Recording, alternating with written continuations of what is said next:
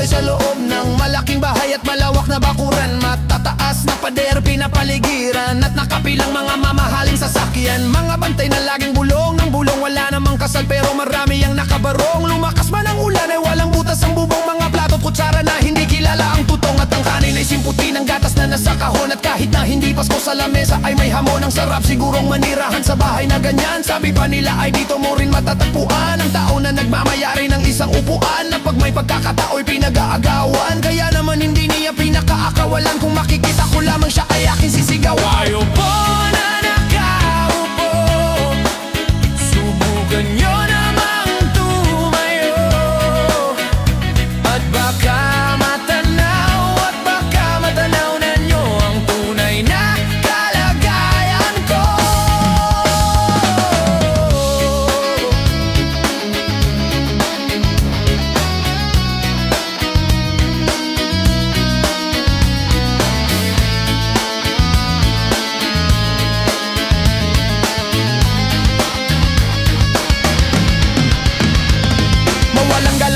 Sa taong nakaupo, alam nyo bang pantakal ng bigas namin ay di puno? Ang dingding ng bahay namin ay pinagtagpi-tagping yero. Sa gabi ay sobrang init na tumutunaw ng yelo na di kayang bilhin upang ilagay sa inumin. Pinakulong tubig sa lumang takuring uling-uling, gamit lang pangatong na inanod lamang sa estero na nagsisilbing kusina sa umaga. Yaming banyo ang aking inay na may kayamanan, isang kaldero na nagagamit lang pag ang aking ama ay sumweldo. Pero kulang na kulang pa rin, ulam na tuyo tasin, ang 50 pesos sa maghapoy pagkakasyahin. Di ko alam kung talagang maraming harang o mataas lang ang bako doon, nagbubulag-bulaga lamang po kayo. Kahit sa dami ng pera nyo, walang doktor na makapagpapalinaw ng mata nyo. Kaya huwag kang masyadong halata, bato